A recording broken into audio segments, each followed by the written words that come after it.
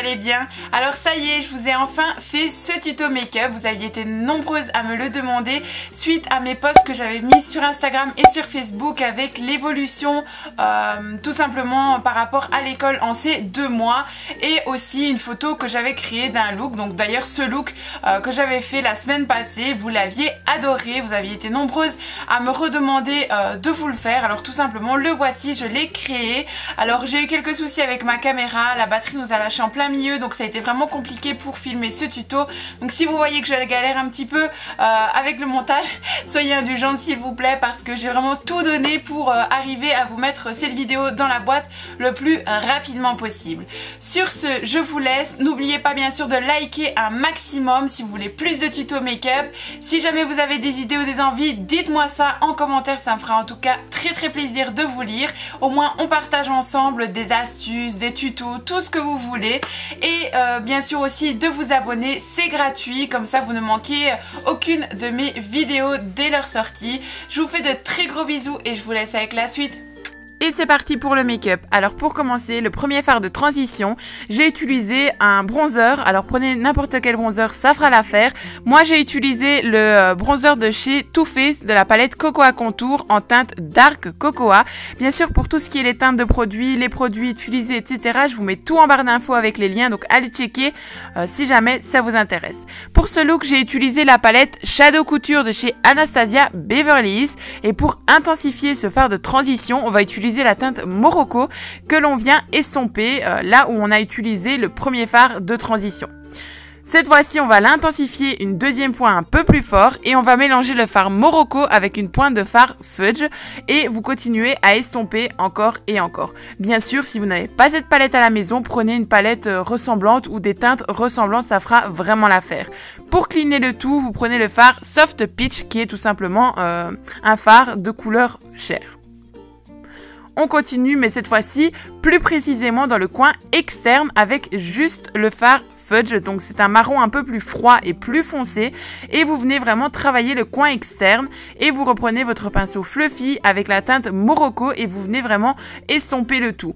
Toujours un peu plus fort dans le coin externe, mais vous allez quand même malgré tout dans le coin, dans le creux de la paupière, pardon.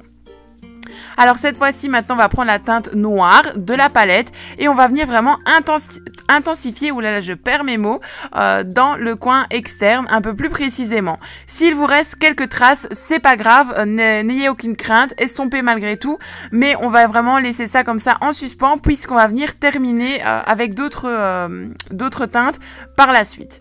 Avant tout ça, on va cleaner le make-up avec ce pinceau qui est vraiment une tuerie de chez ELF Cosmetics. C'est un effaceur spécial make-up, il est vraiment parfait et encore une fois voilà, une qualité au top du top. Alors cette fois-ci, regardez-moi cette pigmentation, j'ai utilisé le fard Pink Champagne et ça sans fixe plus, c'est vraiment d'une intensité de fou, j'adore cette palette. Alors ensuite on passe au trait de liner, j'ai utilisé le liner de chez ELF, il est bien, c'est pas mon chouchou spécialement, mais voilà, il est bien, je l'ai utilisé quelques fois, mais sans plus. À racheter, c'est pas l'un de mes favoris pour le moment.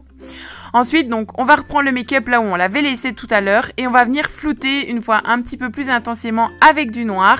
Et après, vous reprenez votre pinceau pour nettoyer le tout avec la teinte Morocco. Pour apporter la pointe de netteté, tout simplement, vous repassez sur votre trait de liner pour vraiment apporter une précision. Une touche d'highlighter en dessous du sourcil et le make-up pour le dessus des yeux est terminé. On va passer au teint, on va créer le teint et ensuite on viendra terminer le make-up au niveau du ras de cils parce que forcément il n'est pas terminé.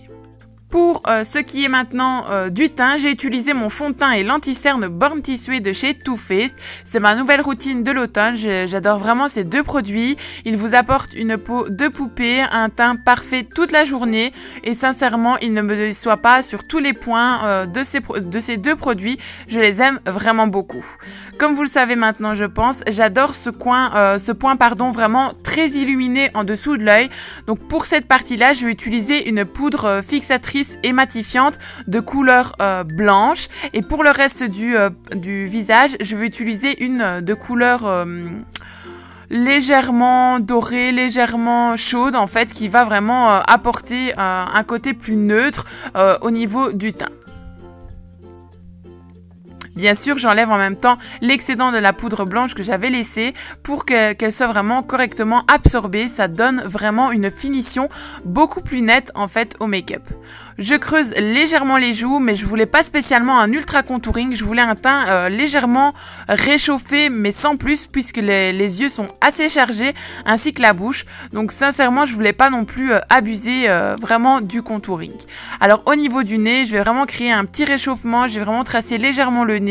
Alors ce pinceau de chez ELF est une tuerie pour ça, puisqu'il est vraiment très long en longueur, en longueur, en longueur, pas en largeur, et donc du coup ça vous permet de pouvoir vraiment tracer correctement votre nez, tout simplement, puisque votre nez est plus long que ce qu'il n'est large. Alors au niveau du blush, j'ai mis tout simplement ma palette de chez Forever 21. C'est ma préférée, je l'adore plus que tout. C'est un mélange de blush. Après ça, prenez vraiment un blush légèrement rosé, pas orangé. Cette fois-ci, j'ai vraiment choisi le blush beaucoup plus rosé qu'orangé parce que j'avais vraiment envie de ces touches de fraîcheur et de pétillante. Pour l'highlighter, j'ai utilisé l'highlighter Marilou, c'est mon chouchou, c'est mon préféré de tous les temps et je ne sais pas m'en passer. Je trouve que le rendu est vraiment très très joli pour le rapport qualité-prix.